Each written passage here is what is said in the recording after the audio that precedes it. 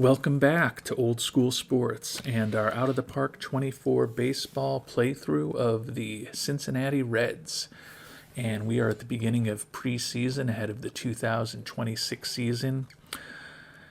Big addition for the Reds this offseason was bringing starting pitcher Zach Gallen on board to be our number 3 starter at an average of $12.8 million a year for 3 years. To afford to bring him on board, we traded away Aaron Nola, who was our number 3 starter, making around $20 million a year. Nola was a little older, a little bit more difficult injury history, and a pretty similar pitcher. So the fact that we're able to save $6 or $7 million a year for the next few seasons and hopefully be just as good, if not a little better in terms of our rotation, made this a deal that made sense in my mind. We also have, as you can see, a number of minor league contract offers out. And we have an offer out to an international amateur free agent, Juan Ramos. Not the type of personality I would normally typically look to bring on board, but he is a potentially very interesting starting pitching prospect if he's able to kind of harness all of that potential, which is certainly uncertain, but think that he would be a real nice addition to the international amateur free agent class we've also already put together, where we brought on David Leyva, who we felt was the best pitching prospect among all of the starting pitchers. We signed him for $3.25 million, so we've got our number 1 target. And right now, at least with what people are looking for and the amount of money we have left, view Ramos as the guy that we're potentially going to roll the dice with, spend some money on, and see if potentially he will develop into something for us in the coming years.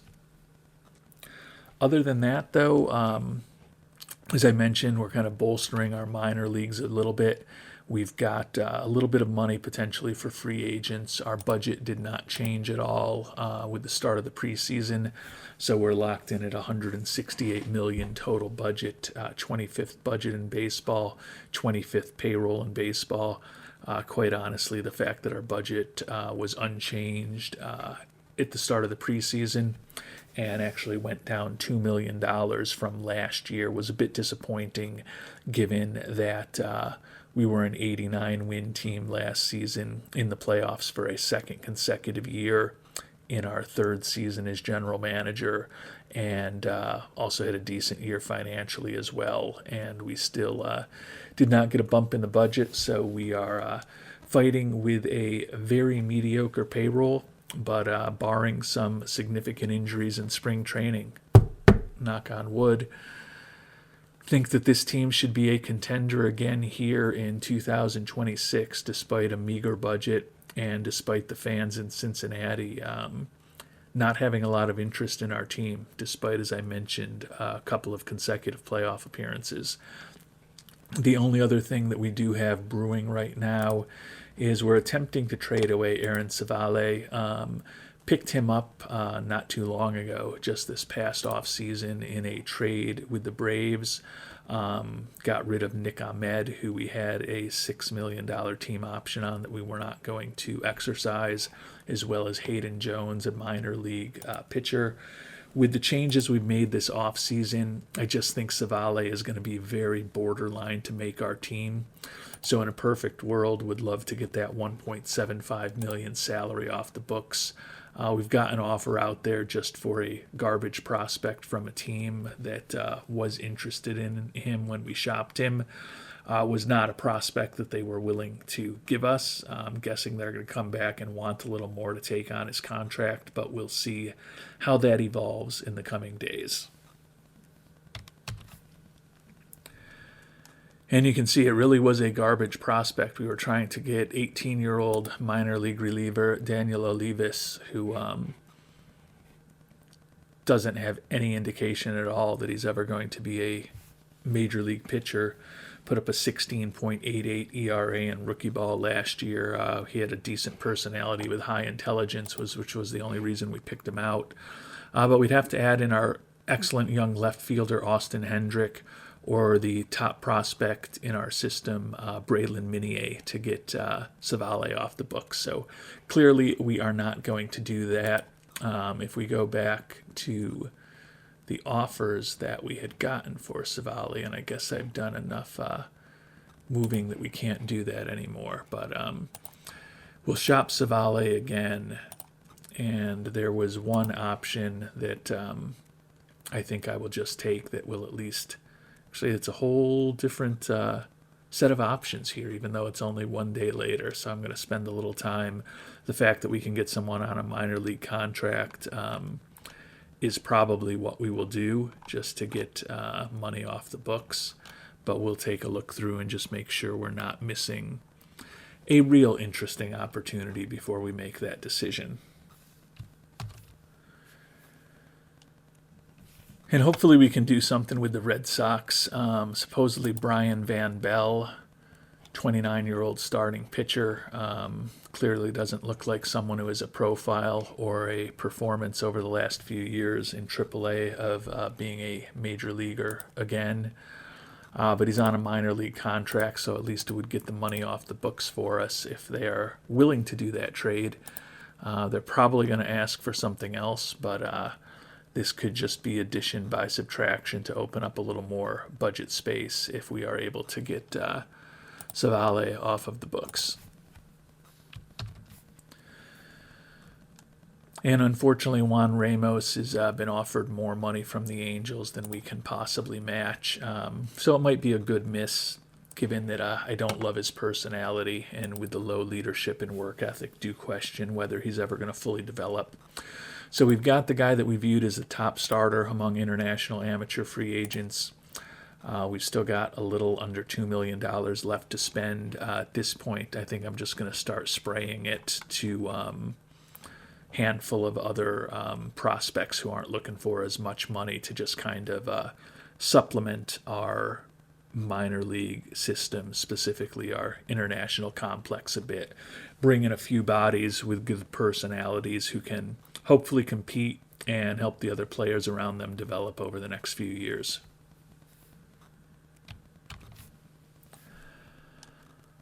And perhaps not surprisingly, Boston wants a little more, but fortunately they don't really want a big-time player. They're just looking for a body, given that it will let us get Savale off of our 40-man roster and get his almost $1.8 million a year off of our books. And I just don't see him being a guy who's going to make our 26-man roster unless we have multiple injuries to pitchers in preseason and spring training. I think it makes sense for us to move on from him. I'm seeing that Justin Cuellar here is a 20-year-old prospect recovering from elbow ligament reconstruction surgery. Doesn't necessarily look like he's ever going to be a big contributor here. There's a lot of guys here. Actually, I'll include Luis May, who's a 24-year-old, one of the guys that we inherited who doesn't have a great influence on some of the other guys in our farm system. So we'll add in Luis May, go ahead and complete the trade.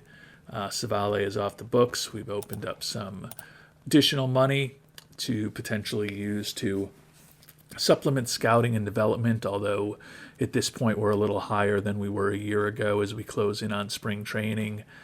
We've got enough of a draft budget for what we need. We've got the international amateur money set aside.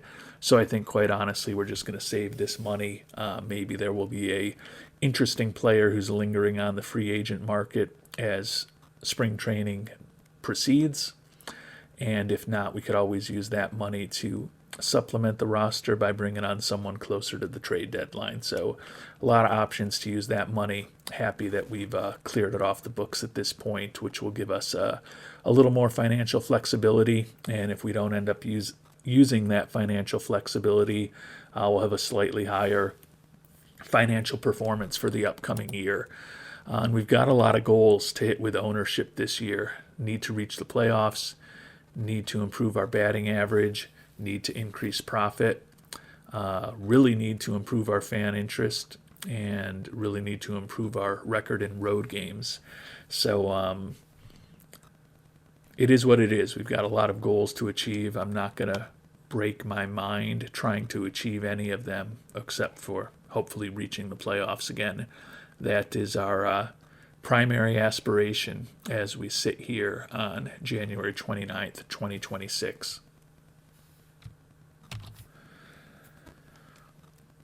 And we've simmed ahead a bit, and we did end up signing a couple of different international amateur free agents. Center fielder Honorado Ribisi, got him signed just today.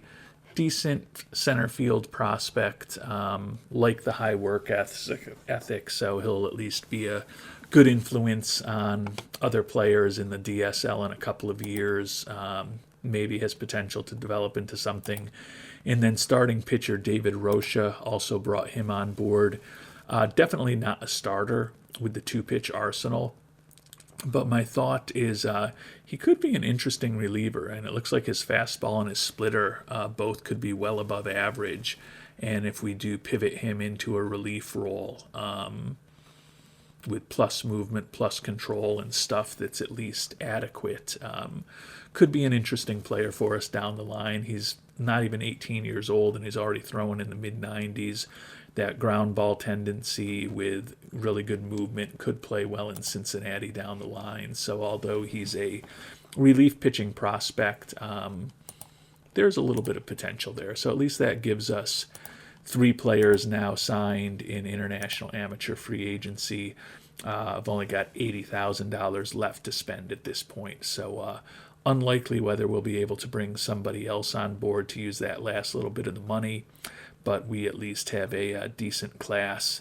You can see we spent $550,000 on Rocha, the starting pitching prospect, and Ribisi was more expensive, $1.35 million. So a couple more players signed. We'll throw out an $80,000 offer if we can to another player, but certainly no guarantees that we're going to be able to use that last little bit of money we have, since most players are looking for more than that amount to sign.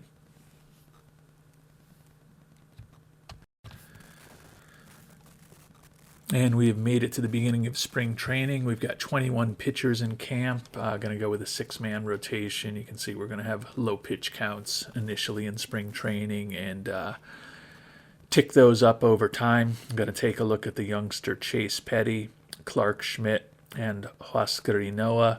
Schmidt was really good in a 5th starter role for us towards the end of last season. Huascar Noah was really poor for us in a 5th starter role for the majority of last season.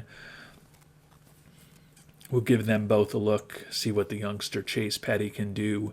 Would think that Burns, Lodolo, and Gallen are all kind of locked in as our top 3 starters. Really have battle for 4th and 5th starter. These 3 guys are obviously our favorites as camp begins. But we'll see how they perform, because there are certainly other options in our bullpen right now who could start for us at the back end of the rotation if need be. We'll also figure out our lineups. We're not going to be force starting some of these young players who are in camp, so I'll need to fix that up. But got 24 players in camp. Going to try to get as many regular playing time as possible. Should have a pretty interesting battle between Cade Hunter, Matthew Nelson, and Daniel Vallejin, all in their mid-20s, to see who our backup to Tyler Stevenson is going to be this season.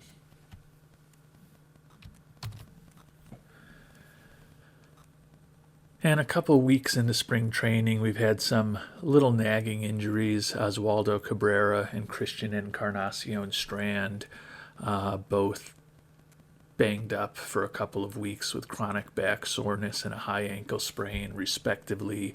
Shouldn't be anything that really lingers into the season. We did just lose Jack Neely, the Rule 5 acquisition, to a torn meniscus for 4 months. He was going to be borderline to make the team anyways, so honestly this isn't the worst thing that could happen, assuming that we don't have a lot of other pitcher injuries over the next couple of months.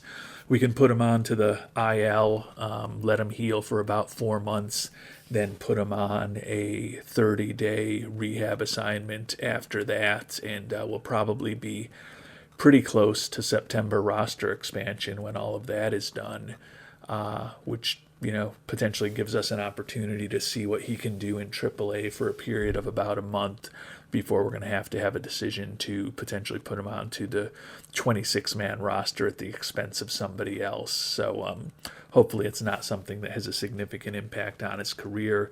He is a decent relief prospect. So I like the fact that we'll get to keep him in the organization without potentially needing to use a 26-man roster spot on him, at least for the next 4 months or so.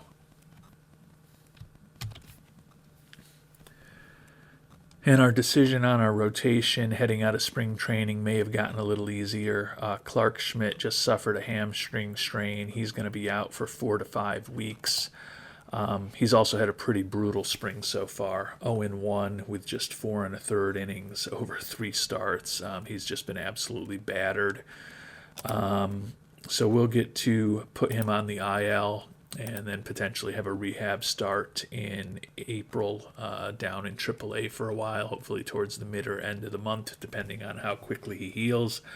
So we're going to put another pitcher into the rotation now. Petty and Inoa have both done okay. Corbin Burns has been well. Lodolo and Gallen, not so good. Very small sample size, obviously. But we'll get a look at somebody else. I'll see what David Bell wants to do. And he doesn't even want to look at Chase Petty, who is a guy that I do want to look at continually. Warren and Andre Palante are in the mix. We've had Will Warren for a few years. We know what he is. Andre Palante is a guy we picked up in a trade with St. Louis. Has the stamina to start. He's got a 5-pitch arsenal, including a very poor changeup. He looks like he could be a competent 5th starter. Decent movement, extreme ground ball tendencies, not a horrible pitcher for Great American Ballpark. So I think we'll see what he can do over a few starts here before we have to break camp and figure out what this 26-man roster is actually going to look like.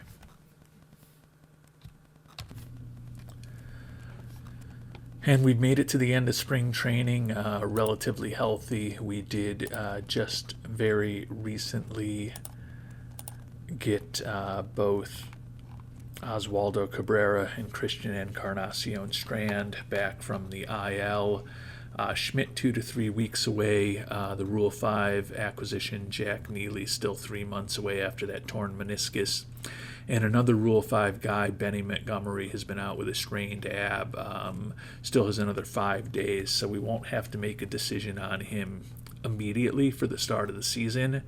But and we can potentially put him on a rehab assignment. He did have a chance of being a 5th outfielder for us. I really like his profile as a 5th outfielder. The bat looks like it could be acceptable. He's got some speed. He's versatile and can play any position in the outfield defensively. Got a high work ethic. He's never been above Double-A ball. But the fact that we'll be able to likely send him to Triple-A for 20 days to maybe see if we can improve his ability to play left and right a little bit before we're going to have to make a decision to put him onto the 26-man roster could help us develop him a little further. And at least with the positive side of these injuries to the Rule 5 guys, Neely and Montgomery, is we don't have to put him on the roster as of the opening of the season. We'll get a chance to see him on rehab assignments, hopefully in a week or so for Montgomery and in a few months for Neely. And maybe one or both of them will end up on the 26-man roster and a guy that we're able to retain for the course of the season. But we've got a lot of guys to cut regardless of those injuries. Still 42 players in spring training. So now is the time to make those difficult decisions to find out what the Reds' 26-man roster is going to look like as the 2026 season begins.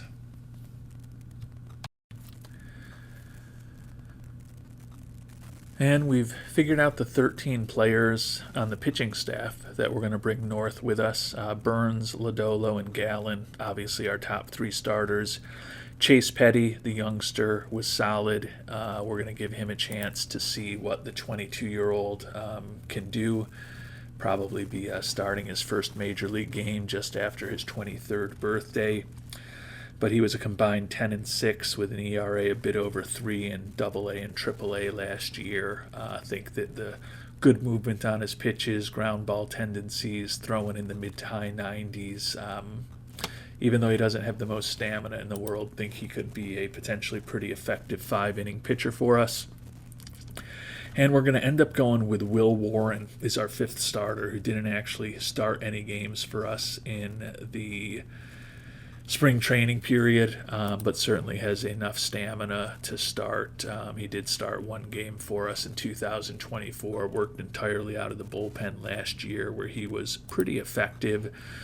Huascar Inoa is who David Bell wanted to put in that spot, but he had a pretty rough year for us last year as a fourth and fifth starter.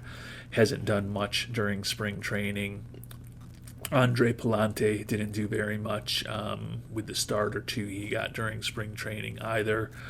So we'll see what Warren can do for now. Keep in mind that our intended fifth starter, Clark Schmidt, is only hopefully about a month away, probably after a rehab start or two in AAA from being able to join us. So if Petty or Warren doesn't prove to be the answer, we'll get to give them each probably 3 or 4 starts before Clark Schmidt is ready, and then we may have to make a decision. But until then, these are the 13 guys we're going to go with.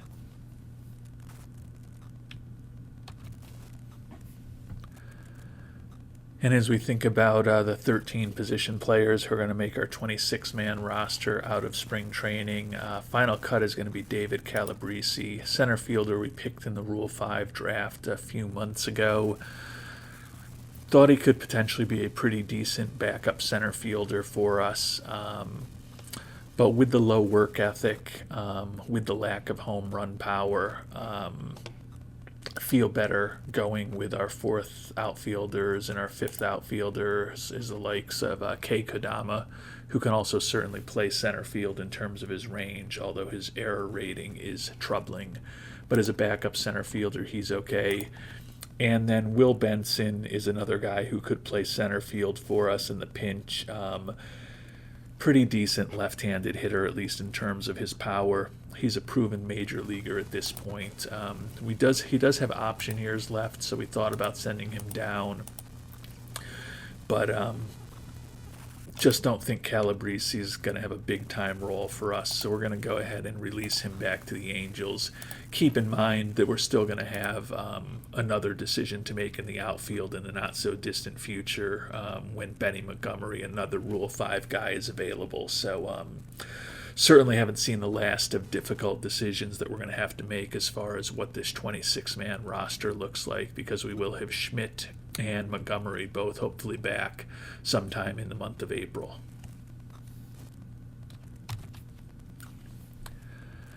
And taking a deeper look at the 13 players that are going to make our 26-man roster, Tyler Stevenson back as our starting catcher, and then Daniel Vellajin, who started out last year as our backup, but hit so poorly that we sent him down to AAA, is going to get another shot. He's better defensively than the other two options.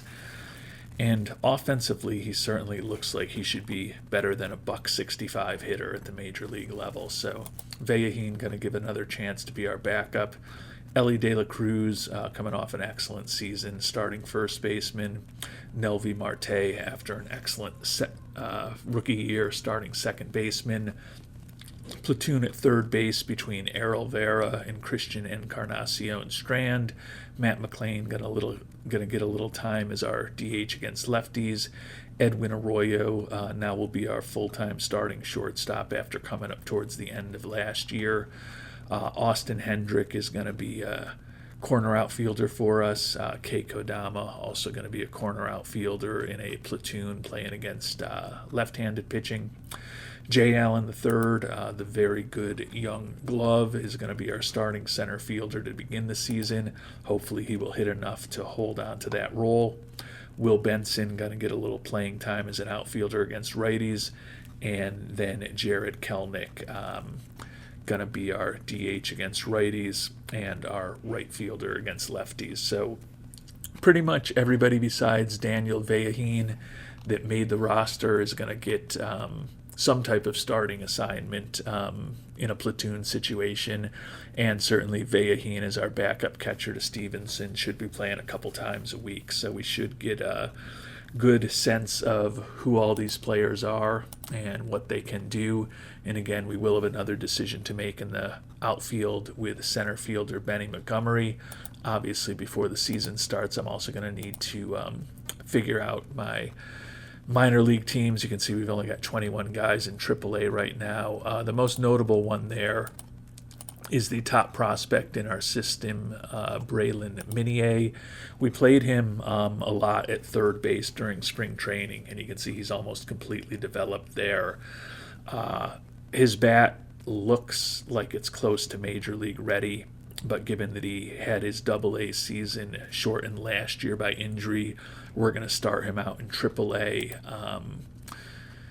Maybe even give him a little time at first base just to make him as versatile as possible, but certainly would expect that the number 13 prospect in baseball will be making his major league debut at some point this year. We'll see how some of the infielders on our team do. It's definitely nice to have an option like him who is very close to being able to make an impact at the major league level as an insurance policy if we have some injuries or ineffectiveness, and hopefully can get him as diverse as possible in terms of his positions that he can play over the next month or two, give him some seasoning to hopefully let the bat get a little more towards where we think his potential is, and then unleash the 13th best prospect in baseball on the major leagues in the second half of this year, hopefully help us in our playoff push.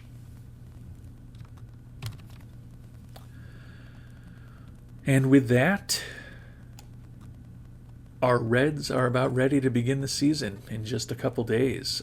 Fan interest still at a relatively unimpressive level, but we do have money.